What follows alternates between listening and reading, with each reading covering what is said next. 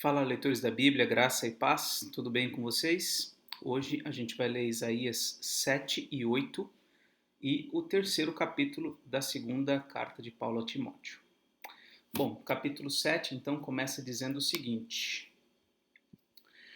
Nos dias em que Acás, filho de Jotão, filho de Uzias, era rei de Judá, Rezim, rei da Síria, e Peca, filho de Remalias, rei de Israel, subiram a Jerusalém para lutar contra ela, mas não conseguiram conquistá-la.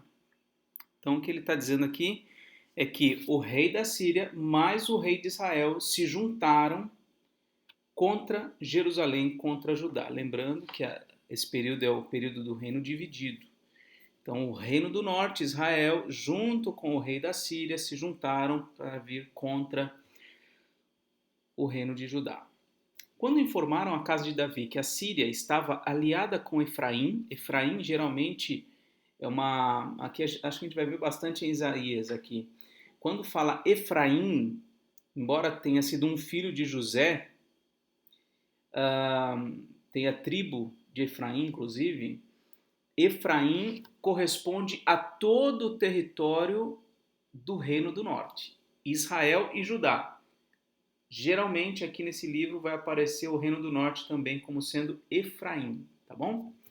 Quando informaram a casa de Davi que a Síria estava aliada com Efraim, o coração de Acás e o coração de seu povo ficaram agitados, como se agitam as árvores do bosque com o vento.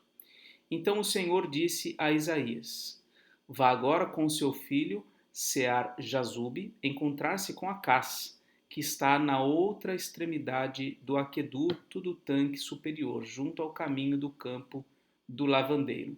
Diga-lhe o seguinte: tenha cuidado e fique calmo. Não tenha medo nem fique desanimado por causa desses 2 tocos de lenha fumegante, por causa do furor da ira de Rezim e da Síria e do filho de Remalias. Porque a Síria, Efraim e o filho de Remalias resolveram acabar com você, dizendo: Vamos atacar e amedrontar o reino de Judá.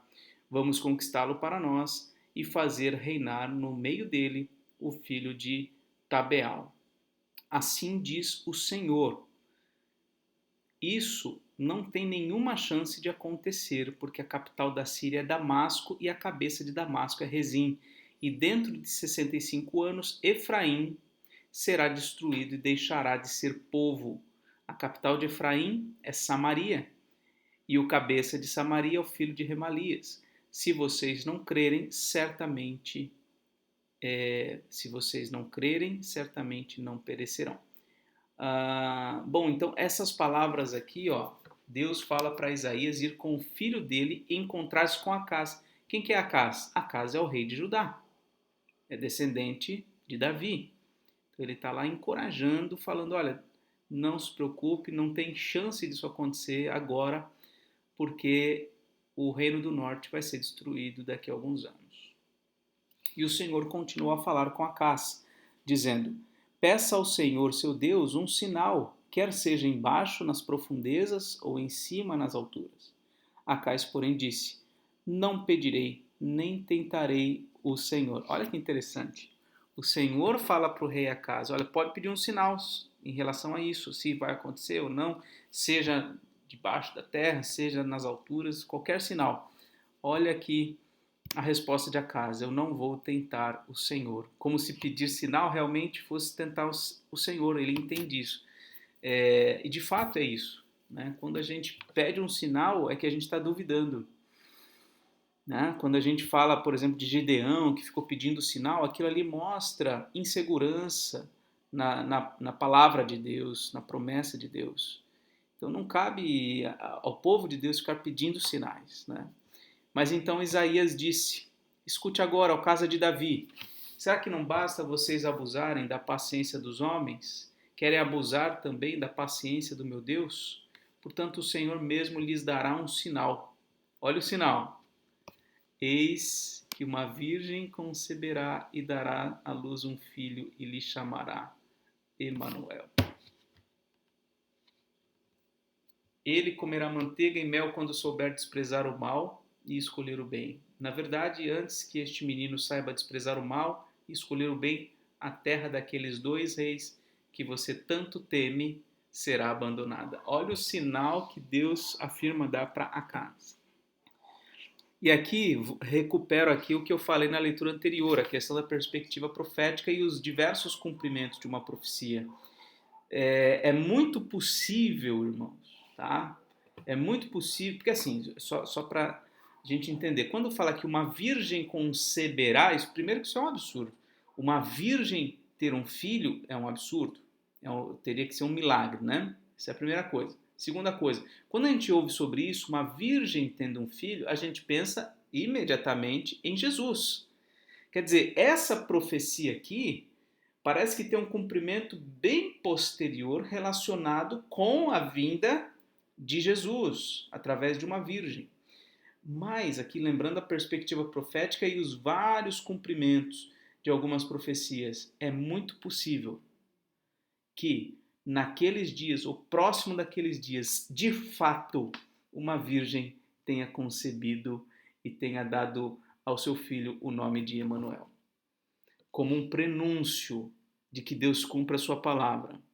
Tanto com relação a esse caso imediato, de que o ajuntamento do reino de Israel com a Síria contra Judá não seria bem sucedido. Então, o fato de uma virgem conceber, quer dizer, uma coisa, sim, absolutamente improvável, isso traria para Acaz a segurança de que realmente Deus vai nos trazer esse livramento. Mas isso já antecipa um livramento futuro, a vinda de Cristo. E essas conexões são maravilhosas. Tá? Eu já ouvi alguém dizendo que o livro de Isaías é o evangelho do Antigo Testamento, porque o tempo todo ele está falando sobre Jesus, sobre a sua vinda, as situações que cercam o contexto em que Jesus viria e assim por diante. Lógico, todo o Antigo Testamento traz tudo isso, mas o livro de Isaías tem essa beleza peculiar, essa profundidade da revelação de Deus e o mistério da revelação de Deus, né, em tratar sobre a vinda de Jesus. Seguindo, mas o Senhor fará vir sobre você, sobre o seu povo e sobre a casa de seu pai, dias tais como nunca houve, desde o dia em que Efraim se separou de Judá. Ele fará vir o rei da Assíria. Naquele dia o Senhor assobiará as moscas que estão no extremo dos rios do Egito e as abelhas que se encontram na terra da Assíria. Elas virão e pousarão todas nos vales profundos, nas fendas das rochas, em todos os espinhos e em todas as pastagens. Naquele dia, olha só, várias vezes essas expressões, ó, naquele dia, e agora, naquele dia, o Senhor o rapará como uma navalha alugada do outro lado do rio, a saber, por meio do rei da Assíria. Rapará a sua cabeça e os cabelos dos seus pés, e tirará também a sua barba. Naquele dia, um homem manterá apenas uma vaca nova e 2 ovelhas, e será tal a abundância de leite que elas lhe darão, que comerá manteiga. Todo o restante que ficar no meio da terra comerá manteiga e mel. Também naquele dia, todo lugar em que houver 1000 videiras, no valor de 1000 moedas de prata, será tomado por espinheiros e ervas daninhas. Com flechas e arcos se entrará aí, porque os espinheiros e as ervas daninhas cobrirão toda a terra. Quanto a todos os montes onde se costuma cavar com enxadas, para ali você não irá com medo dos espinhos e das ervas daninhas. Eles servirão para pasto dos bois e para serem pisados pelas ovelhas. Bom, o que ele está dizendo é que a Síria com Israel não vão derrotar Judá. Essa é a primeira coisa. Tem até um sinal relacionado a isso, a questão da virgem conceber. Mas aí na sequência ele fala de males vindos sobre Jerusalém, não pelo rei da Síria, mas pelo rei da Assíria. O rei da Assíria. Vamos lembrar o seguinte, que o império que domina o Reino do Norte, que destrói, não é a Síria com S, é a Assíria com A, anos depois dessas profecias aqui. E o que parece que Isaías está dizendo é que a Assíria, que virá alguns anos depois e destruirá Israel, o Reino do Norte, também vai causar males sobre o Reino do Sul, que é Judá.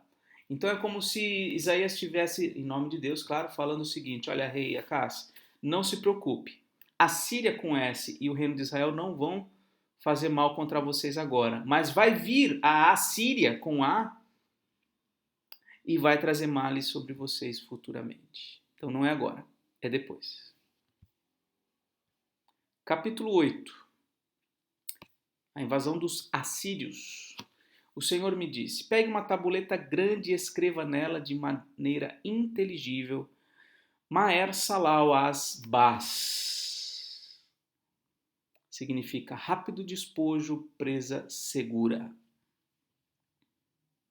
Como testemunhas fidedignas, chamei o sacerdote Urias e Zacarias, filho de Geberequias. Então tive relações com a profetisa, ela ficou grávida e deu à luz um filho. E o Senhor me disse: ponha nele o nome de Maer Salal As-Bas, porque antes que o menino saiba dizer pai ou mãe, as riquezas de Damasco e os despojos de Samaria serão levados, olha aí, ao rei da Assíria. Quando fala que riquezas de Damasco, aqui está falando da Síria, com S. Quando fala de despojo de Samaria, está falando do reino do norte, Israel. Então, tanto a Síria com S como o Israel, reino do norte, serão levados ao rei da Assíria. O Senhor falou comigo de novo, dizendo... só um detalhe aqui, né? Quando fala que ele teve relações com a profetisa, provavelmente a mulher dele também era profetisa, era profeta como ele, e aí ela ficou grávida e pôs esse nome aqui, né, um prenúncio aqui do que Deus iria fazer. Ó, rápido, como é que é aqui o significado? Rápido despojo, presa segura. Aqui um anúncio de juízo, né? É como se o reino do norte, né, vai ser destruído, a presa está segura, vamos levar o despojo deles. É basicamente essa a mensagem. O Senhor falou comigo de novo, dizendo: visto que este povo desprezou as águas de Siloé, que correm brandamente, e está se derretendo de medo diante de Rezim e do filho de Remalias, eis que o Senhor fará vir sobre eles as águas do Eufrates, fortes e impetuosas, isto é, o rei da Assíria com toda a sua glória. Essas águas encherão o leito dos rios e transbordarão por todas as ribanceiras, penetrarão em Judá, inundando-o e passando por ele, chegarão até o pescoço. As suas asas estendidas cobrirão a largura de toda a sua terra, ó Emanuel. Esse Emanuel que é o filho da Virgem, né? Então, esse rei da Síria vai vir com poder, vai acabar ali com o reino do norte, vai também afetar Judá, ou seja, Judá vai ser inundado, vai com água pelo pescoço, mas Judá ainda vai ter posteriormente alguma esperança, algum livramento, como a gente já sabe que aconteceu de fato, né? Fiquem furiosos, ó povos, e serão despedaçados. Deem ouvidos todos os países distantes. Preparem-se para a batalha e vocês serão despedaçados. Sim, preparem-se para a batalha e vocês serão despedaçados. Elaborem projetos, mas eles serão frustrados. Deem ordens, mas elas não serão cumpridas, porque Deus está conosco. Então, olha aí, a esperança do povo de Deus está no Senhor. Diante de todos os conflitos geopolíticos de toda a história, Deus sempre esteve no centro de comando do mundo, coordenando e regendo as coisas segundo a sua vontade, frustrando os planos quebrando todo projeto, toda tentativa de orgulho. Deus é quem faz as coisas como lhe apraz. Porque assim o Senhor me disse, tendo forte a mão sobre mim, e me advertiu que eu não andasse pelo caminho deste povo. Ele disse, não chamem conspiração a tudo que este povo chama conspiração. Não temam aquilo que o povo teme, nem fiquem apavorados. Ao Senhor dos Exércitos, a Ele vocês devem santificar. É a Ele quem devem temer, e dele que devem ter pavor. Ele será um santuário para vocês, mas será pedra de tropeço e rocha de ofensa às duas casas de Israel. Será laço e armadilha aos moradores de Jerusalém. Muitos deles tropeçarão, cairão e serão despedaçados. Serão enlaçados e presos. Guarde bem o testemunho e cele a lei entre os meus discípulos. Esperarei no Senhor, que esconde o seu rosto da terra de Jacó. A ele aguardarei. Então, a palavra de Deus aqui ao seu povo de Judá, dizendo, olha, vocês estão com medo da Síria? Vocês estão com medo de Israel? Vocês estão com medo da Assíria que ainda vai vir? Não, tenham medo de Deus. Santifiquem o Senhor no coração de vocês, porque é Ele quem vai ser uma pedra de tropeço e rocha de ofensa nas duas casas, a casa de Judá e a casa de Israel. Ele continua dizendo, eis-me aqui com os filhos que o Senhor me deu, como sinais e maravilhas em Israel, da parte do Senhor dos Exércitos que habita no Monte Sião. Quando disserem a vocês, consultem os médios e os adivinhos que sussurram e murmuram, será que um povo não deveria consultar o seu Deus? A favor dos vivos, se consultarão os mortos? A lei é o testemunho. Se eles não falarem segundo esta palavra, jamais verão a luz do alvorecer. Passarão pela terra duramente oprimidos e famintos, e quando tiverem fome, enfurecendo-se, amaldiçoarão o seu rei e o seu Deus, olhando para cima. Olharão para a terra e eis aí angústia, escuridão e sombras de ansiedade, e serão lançados em densas trevas. Então, se vocês têm um Deus, por que vocês estão dando ouvidos a estes que falam, olha, consulta os médios, os adivinhos, assim por diante? Retornem para Deus. Então o livro de Isaías ele vai falar muitas vezes com Judá sobre o caminho errado que ele está indo, né? E que Deus é quem vai acertar as contas com eles. E fez de fato, né? Através do Império Babilônico, através da Síria, em certa medida, mas o desfecho da história do Reino do Sul vai ser com a vinda do Império Babilônico. E aí na próxima leitura a gente vai ler o capítulo 9, que tem muito a ver aí com o Natal, né? A gente está chegando perto do Natal. Bom, 2 Timóteo, capítulo 3. Aliás, esse trechinho que a gente leu da Virgem dando à luz também é um trecho bastante interessante para ser abordado e estudado no período do Natal. 2 Timóteo, capítulo 3, os males e as corrupções dos últimos dias. Paulo diz a Timóteo, mas você precisa saber disto. Nos últimos dias sobrevirão tempos difíceis, pois os seres humanos serão egoístas, avarentos, orgulhosos, arrogantes, blasfemadores, desobedientes aos pais, ingratos, ímpios, sem afeição natural, implacáveis, caluniadores, sem domínio de si, cruéis, inimigos do bem, traidores, atrevidos, convencidos, mais amigos dos prazeres do que amigos de Deus, tendo forma de piedade, mas negando o poder dela. Fique longe também destes. Pois entre estes se encontram os que se infiltram nas casas e conseguem cativar mulheres tolas, sobrecarregadas de pecados que são levadas por todo tipo de desejos, que estão sempre aprendendo e nunca conseguem chegar ao conhecimento da verdade. E do mesmo modo que Janes e Jambres resistiram a Moisés, também estes resistem à verdade. São homens que têm a mente totalmente corrompida, reprovados quanto à fé. Mas esses não irão longe, porque a insensatez deles ficará evidente a todos, como também aconteceu com a insensatez de Janes e Jambres. Essa história de Janes e Jambres está lá em Êxodo 7, 8 e 9. Então, Paulo está aqui alertando do que é próprio nos últimos dias, né? Toda essa maldade dos homens, o interesse deles pelos prazeres. Bom, se isso era verdade há 2000 anos atrás, quanto mais hoje. Quanto mais hoje. Às vezes a gente se assusta, né, com a maldade, com a corrupção, com a imoralidade. A gente às vezes tem a impressão de que anos atrás, algumas décadas atrás era diferente, né?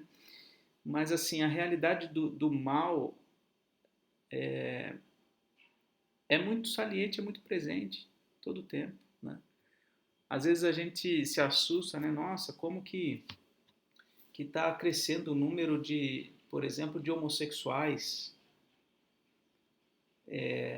De fato, o número é muito grande, parece até crescente, mas quando a gente olha para a história, no Império Grego isso era comum, por exemplo. Então, assim, esses pecados, eles caracterizam os últimos dias. E a gente não precisa se assustar com tudo isso, porque já é prenunciado por Deus aqui na sua palavra como tudo isso vai crescendo e vai aumentando mesmo. Mas você tem seguido de perto o meu ensino, a minha conduta, o meu propósito, a minha fé, a minha paciência, o meu amor, a minha perseverança, as minhas perseguições e os meus sofrimentos, os quais tive de enfrentar em Antioquia, Icônio e Listra. Quantas perseguições sofri, porém o Senhor me livrou de todas elas. Na verdade, todos os que querem viver piedosamente em Cristo Jesus serão perseguidos, mas os perversos e impostores irão de mal a pior, enganando e sendo enganados. Então Paulo fala, olha, continue seguindo de perto o meu ensino, continue seguindo neste caminho, e não pense você que esse caminho é um caminho de tranquilidade, né? De paz perene. Não. Por quê? Porque eu nesse caminho já sofri perseguições, né? E na verdade, olha só o que ele diz, todos os que querem viver piedosamente serão perseguidos. Então, o natural na vida do cristão é sofrer perseguição, é sofrer calúnias, sofrer por conta da sua fé em Cristo. E aqui ele diz no final desse capítulo 3, palavras aqui muito pertinentes, inclusive ao dia da Bíblia, que foi domingo passado. Quanto a você, permaneça naquilo que aprendeu e em que acredita firmemente, sabendo de quem você o aprendeu e que desde a infância você conhece as sagradas letras, que podem torná-lo sábio para a salvação pela fé em Cristo Jesus. Toda a Escritura é inspirada por Deus e útil para o ensino, para a repreensão, para a correção, para a educação na justiça, a fim de que o servo de Deus seja perfeito e perfeitamente habilitado para toda boa obra. Então perceba as conexões deste capítulo. Paulo começa a falar aqui dos males e corrupções dos últimos dias, pecado, a depravação dos homens.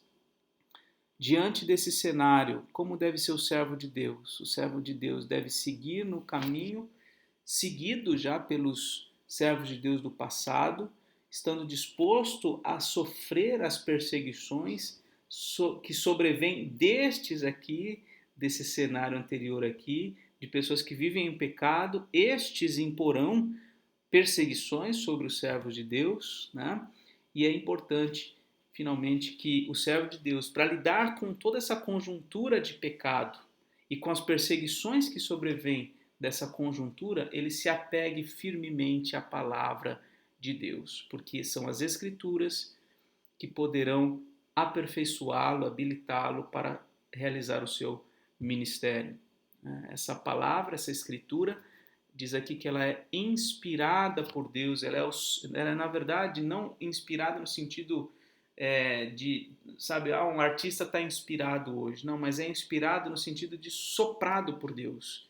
Aqui fala da procedência de Deus, de onde vêm as escrituras? Vem de Deus. Toda escritura é inspirada por Deus e ela então ela é absolutamente útil para tudo que ela se propõe, para o ensino, para a repreensão, para a correção, para a educação, para que o homem de Deus seja perfeito e habilitado para toda boa obra. Então aqui termina a leitura de hoje. Vamos orar? Senhor nosso Deus e Pai, te agradecemos pela leitura de Isaías que pudemos fazer, por vermos como o Senhor tem controle de toda a geopolítica. O Senhor, ó Deus, é quem define os limites até onde vão as nações, os propósitos das nações. Naqueles dias o Senhor afirmou que Israel e a Síria não iriam assolar Judá, realmente isso não aconteceu, mas que posteriormente males viriam por parte do Império da Assíria, o que realmente aconteceu, e Judá foi muito afetado naquele período, por conta dos seus pecados, por conta da sua idolatria, por terem se desviado dos teus caminhos. Então, ó Deus, que esses alertas, Pai, que foram dados para o teu povo no passado, não foram atendidos, que esses mesmos alertas, ao chegarem no nosso coração, sejam acolhidos como devem ser, e nós possamos temer ao Senhor em primeiro lugar, não ao mal que nos cerca, não às perseguições que impõem, mas temer ao Senhor em primeiro lugar. E conectando a Deus com esse texto que acabamos de ler em Timóteo, ó Deus, que toda essa maldade presente no mundo e que tanto nos afeta, tanto nos traz males, que nós possamos, ó Deus, nos manter íntegros no Senhor, fiéis à Tua palavra, apegados às verdades que aprendemos. Nos sustenta nesse mundo mau, Senhor. Nos sustenta e nos guarda na Tua palavra. Assim oramos e assim pedimos em nome de Jesus. Amém. É isso aí, um forte abraço e até mais, se Deus quiser.